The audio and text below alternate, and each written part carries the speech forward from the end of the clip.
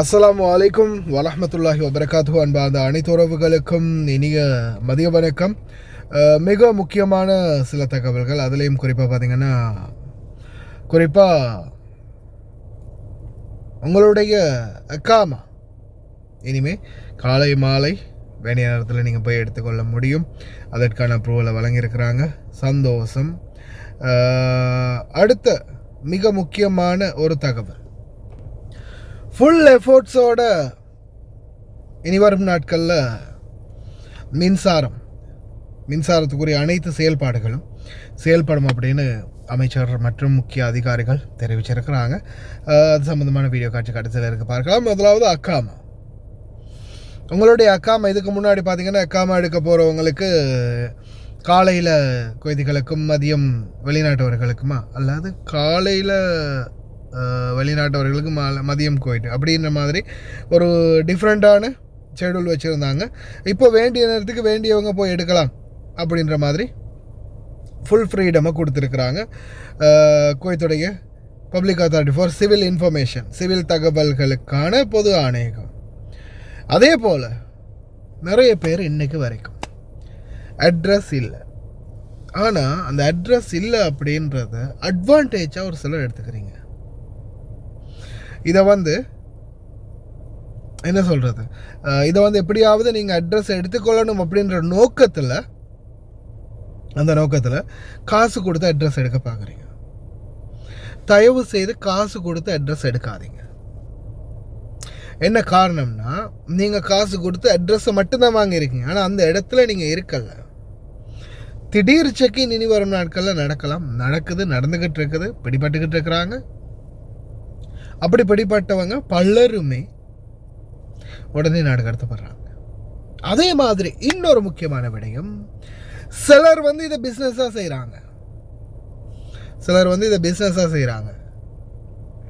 எப்படின்னா, அட்ரஸ் உங்களுக்கு தருவாங்க, காசை வாங்கிட்டு அட்ரஸை தருவாங்க, தந்து ஒரு மாதம் போகலே உங்களோட அட்ரஸ் அவங்க கேன்சல் பண்ணிடுவாங்க. நிறைய பேருக்கு செஹல் நாலேஜ், மொபைல் ஐடி நாலேஜ் இல்லாத நிறைய பேர் இன்றைக்கும் கார்டை மட்டும் கையில் வச்சுட்டு நிறைய பேர் இருக்கிறீங்க.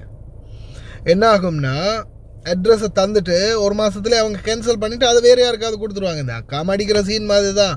கஃபீலுங்க உங்களுக்கு அக்காமா அடிச்சுட்டு அதுக்கப்புறம் ஒரு மாதத்தில் உங்களை இன்ஹாஷன்ட்டு கேஸை போட்டு கேன்சல் பண்ணிவிட்டு புதுசாக இன்னொருத்தருக்கு அக்காமா அடிப்பாங்கள்ல, அது மாதிரி தான். கேன்சல் பண்ணிவிட்டு இன்னொருத்தருக்கு அக்காமா அடித்து கொடுத்துருவாங்க. அதே மாதிரி அட்ரஸையும் கேன்சல் பண்ணி விட்டுட்டு இன்னொருத்தருக்கு மாற்றி விட்டுருவாங்க. நீங்கள் ஏதோ நம்மளுக்கு அட்ரஸ் இருக்குதுன்னு நினச்சிட்டு இருப்பீங்க. 3 மாதம் 6 மாதத்துக்கு அப்புறமா ஒருவேளை ஃபைன் முக்காலஃபாக உங்களுக்கு விழலாம், அல்லது அப்படியோ உங்களுடைய ரெசிடென்சி வரைக்கும் கேன்சல் ஆகிறதுக்கான வாய்ப்பு இருக்குது. அதனால் காசு கொடுத்து மட்டும் அட்ரஸ்கள் யாருக்கிட்டையுமே அடிக்காதீங்க. காசு கொடுத்து அக்காம அடிக்கிறதையும் முடிந்த வரைக்கும் தவிர்த்துக்கோங்க. நம்மளால் முடிந்த அட்வைஸ் அதுதான். அதே மாதிரி வெள்ளிக்கிழமை இன்றைக்கி லீவில் போனவங்களும் தயவு செய்து கவனம், தவறான செயல்பாடுகளில் அல்லது சட்டவிரோத செயல்பாடுகளில் ஈடுபடாதீங்க. முடிஞ்ச வரைக்கும் பாதுகாப்பாக இருங்க. அதே மாதிரி கொஞ்சம் பக்குவமாக இருங்க. பல கேஸுகள் வருது இந்த நாட்களில், அதிகமான கேஸு வேறு நாட்டவர்கள், இலங்கை இந்தியா, இலங்கை பங்களாதேஷ், இந்தியா பங்களாதேஷ், இந்தியா பாகிஸ்தான், இலங்கை பாகிஸ்தான், இலங்கை பங்களாதேஷ், பிலிப்பீன் இலங்கை, பிலிப்பீன் இந்தியா, நேபாள் இலங்கை, நேபாள் இந்தியா, ஒவ்வொரு மாதிரி டிஃப்ரெண்ட்டான கனெக்ஷன்ஸ் வருது. இந்த கனெக்ஷன்ஸால் உருவாகுது இல்லையா ஒன்று, அது கடைசியில் நடுத்தருவில் நிற்கக்கூடிய சூழல் வருது. அடக்கி வாசிங்க மக்களே. கடைசியில் ஆம்பளே தேடி பிடிக்க முடியாத சில நேரங்களை விட்டுட்டு ஓடிடுவானுங்க. நிறைய கேஸ் வருது. இப்போ இன்றைக்கு நேற்று கூட தான் ரீசெண்டாக ஒரு கேஸ் டீலிங். நம்பாதீங்க. நம்பினா கடைசியில் லோடை மட்டும் ஏற்றி விட்டுட்டு எஸ்கேப் ஆகிடுவானுங்க. கடைசியில் சுமக்கிறதும் திரிகிறதும் நீங்கள் தான். அதனால் கவனமாக இருங்க, முடிந்த வரைக்கும் கவனம். அதே மாதிரி மின்சார அமைச்சகம் ஃபுல் எஃபர்ட்டோடு செயல்படுறாங்க. இனி வரும் நாட்களில் உங்களுடைய பகுதிகளில் மின்சார தடை இருக்காது அப்படின்னு தெரிவிச்சிருக்கிறாங்க.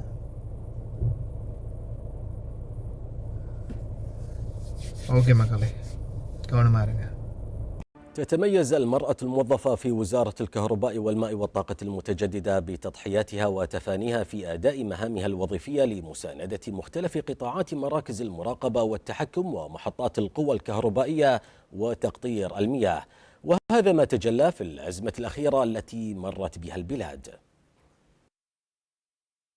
تسطر المرأة الكويتية الموظفة في مختلف قطاعات وزارة الكهرباء والماء والطاقة المتجددة دورا رائدا وإنجازات بناءة تجلت في ممارسة المهام وتحمل المسؤوليات واتخاذ القرارات في ظروف وأزمات طارئة.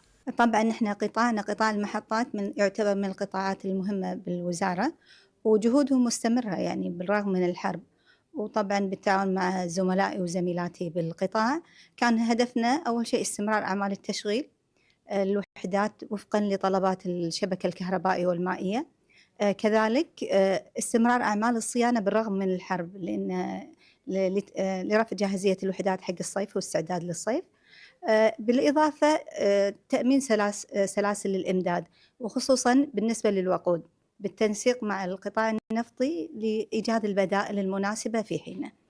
وكوني أنا يعني عضو لجنة الطوارئ وكنت حلقة الوصل ما بين اللجنة وقطاع المحطات على أساس تفعيل خطط الطوارئ والإجراءات الاحترازية، وأيضا كوني ضابط تبادل تجاري في الربط الخليجي كان من مهامي استمرار أعمال التبادل واقتناص الفرص المناسبة خلال فترة الحرب.